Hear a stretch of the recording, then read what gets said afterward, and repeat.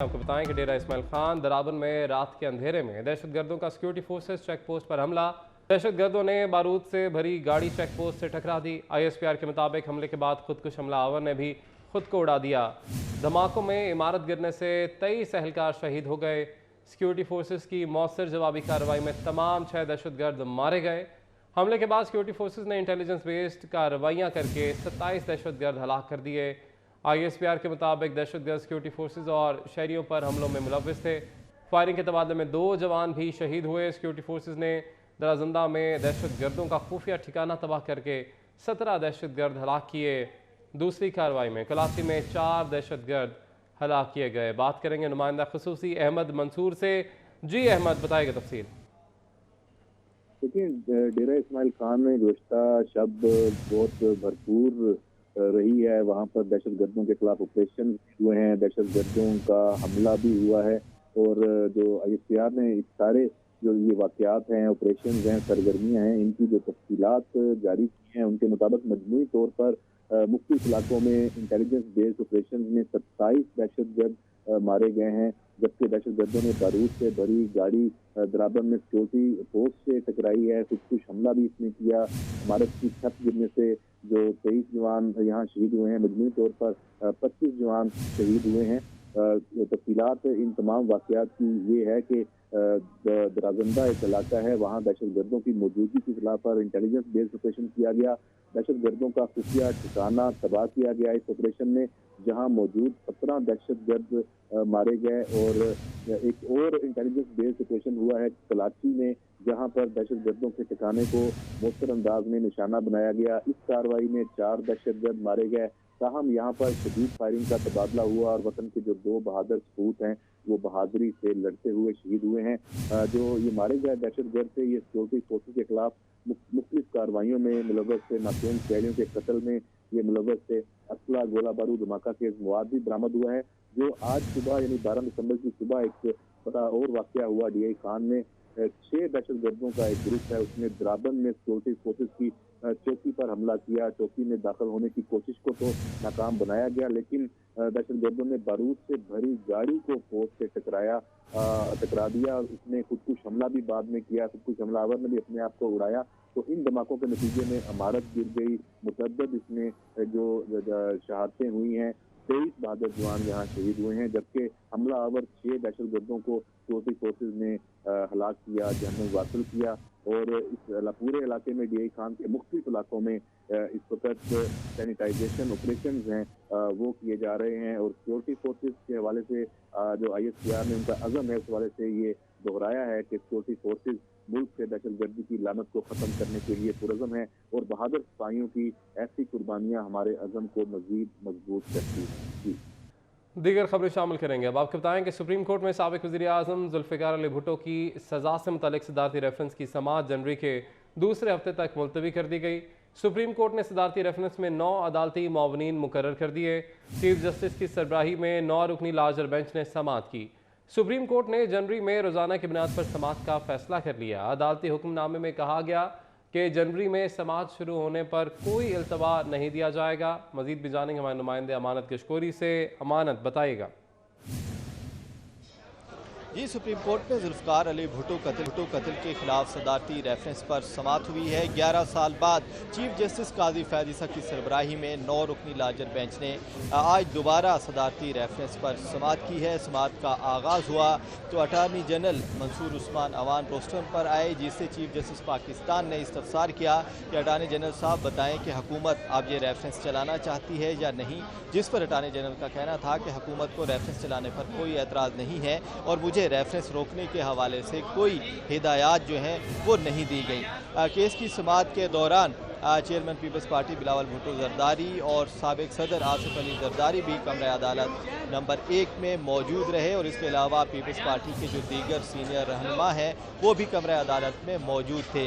Case की समाअत में attorney general ने तमाम जो ज़ुल्फ़िकार अली भुट्टो शहीद केस का जो रिकॉर्ड था उस हवाले से अदालत को आगाह किया और जितने भी सदारती रेफरेंस में सवालात सुप्रीम कोर्ट से पूछे गए थे और जो राय सुप्रीम कोर्ट से तलब की गई थी उस हवाले से भी अटारनी जनरल ने اپنے تمام ریکارڈ جو ہے وہ پڑھ کر عدالت کے سامنے پیش کیا، جس پر چیف جسٹس پاکستان قاضی فیض صاحب نے استفسار کیا کہ جب ذوالفقار علی بھٹو کیس چل رہا تھا تو کس ہائی کورٹ نے سزا سنائی تھی، اور جو کیس کا ریکارڈ تھا، جو قتل کا ریکارڈ تھا، وہ کیا موصول ہو چکا ہے، جس پر اٹارنی جنرل کا یہ کہنا تھا کہ لاہور ہائی کورٹ نے ذوالفقار علی بھٹو کی پھانسی کا فیصلہ سنایا تھا، تاہم ان کے قتل سے متعلق جو ریکارڈ تھا وہ عدالت نے طلب کیا تھا، لیکن اصل جو ریکارڈ تھا وہ پولیس نے فراہم نہیں کیا۔ ایک رپورٹ پیش کی گئی تھی، تاہم جو ریکارڈ تھا مکمل ریکارڈ تاحال فراہم نہیں کیا گیا، جس پر چیف جسٹس پاکستان قاضی فیض عیسیٰ نے ریمارکس دیے کہ بدقسمتی سے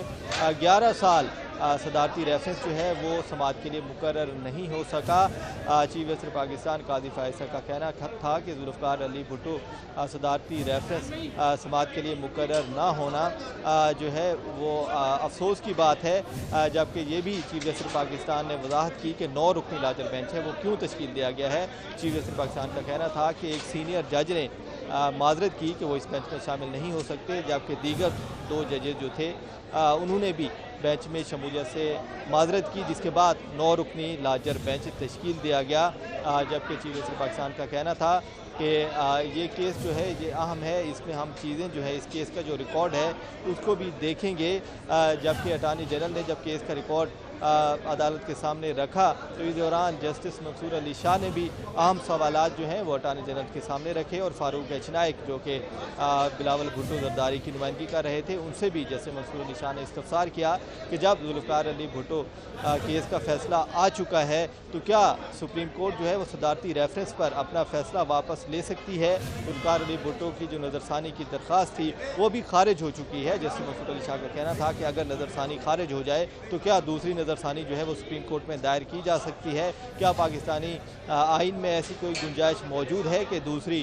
نظر ثانی کی درخواست دائر کی جا سکے، جبکہ جسٹس منصور علی شاہ کا یہ بھی کہنا تھا کہ سپریم کورٹ کا فیصلہ جو بھی تھا، نچلی جو عدالتیں تھیں انہوں نے اچھا یا برا جو بھی فیصلہ دیا اب ہمیں تسلیم کرنا ہوگا، سپریم کورٹ اپنے فیصلے کو صدارتی ریفرنس کے ذریعے چھو بھی نہیں سکتی، اور ہمیں بتایا جائے کہ کس قانون کے تحت سپریم کورٹ جو ہے وہ صدارتی ریفرنس میں ذوالفقار علی بھٹو کیس کا فیصلہ واپس لے، اور اگر سپریم کورٹ نے ایسا کیا تو پھر کل کو سب لوگ اٹھ کر اپنے پرانے مقدمات کھلوانا شروع کر دیں گے، اور صدر مملکت کل کو ایک ریفرنس بھیج سکتے ہیں جس میں وہ یہ کہہ سکتے ہیں کہ جتنے بھی پرانے کیسز ہیں ان کو دوبارہ کھولا جائے اور ان کے جو فیصلے تھے ان کو دوبارہ لکھا جائے۔ تفصیلاً اپڈیٹ کر رہے تھے ذوالفقار علی بھٹو ریفرنس عدلیہ کے لیے امتحان ہے، ضیاء الحق اور پورا نظام اس وقت سہولت کار تھا، ہمیں ان کرداروں کو عوام کے سامنے بے نقاب کرنا چاہیے۔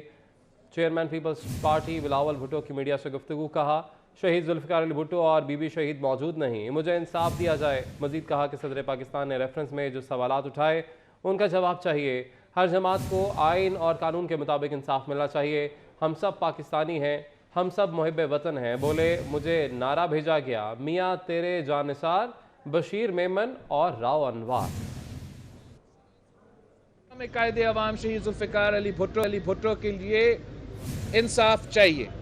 ضرور جو بھی موقف صدر پاکستان نے اپنا ریفرنس میں اٹھایا اس کیس کے بارے میں، ان کا سوال کا جواب ہمیں چاہیے۔ ضرور وہ جو آج تک داغ ہے اس ادارہ پہ، ہمارا قانون پہ، جہاں یہ ڈیسیجن سنایا گیا ہے، ہم چاہیں گے کہ اس کو ختم کیا جائے۔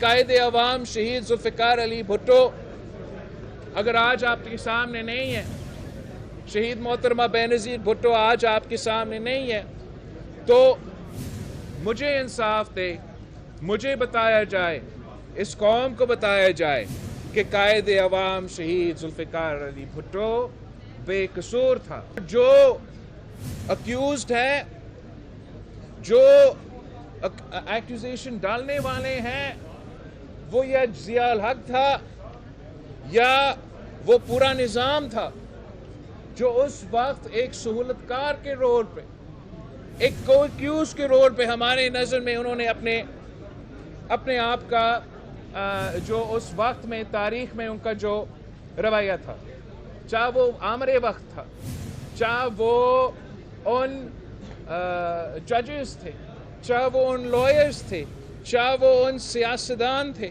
हम उनके बारे में आपको पाकिस्तान के अवाम के सामने उनको बेनकाब करना पड़ेगा। बाकी जमातों का भी हक है, उनको भी इंसाफ मिलना चाहिए, चाहे वो मुस्लिम लीग नवाज हो, चाहे वो तरीके इंसाफ हो, उनको भी हर किसी को ये हक है कि आइन कानून के मुताबिक उनका केसेस का फैसला किया जाए। वैसे मेरे लियारी के जियाले जो है ना, वो बहुत मज़ेदार नारे बनाते हैं, तो इन्होंने कल मुझे एक मैसेज भेजा जब ये सब कुछ चल रहा था कि मियाँ तेरे जाने सार बशीर मेमन रावण। आपका सवाल का जवाब।